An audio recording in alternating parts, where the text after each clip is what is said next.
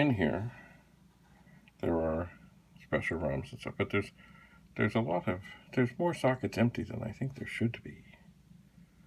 Now back here they're fine, but there's 1, 2, 3, and I think there should be. So maybe that's why it appears to be dead. Also, there. Oh, hi Penny. I'm kind of busy here. There's some RAM chips that are in sockets in the front. I wonder if this is one of the machines that Commodore butchered. I just don't know. There, I gotta get another thing. There's an EEPROM there. I gotta put a cover on it.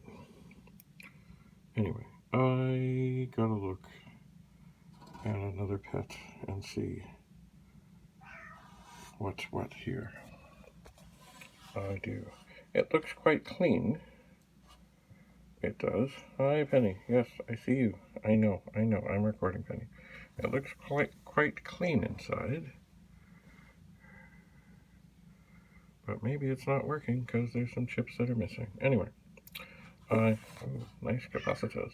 I have to get the disc labels. Oh no. I have to get the disc label things that have the little read-write things that I can cover up the EEPROMs. And Penny has arrived. Just a moment.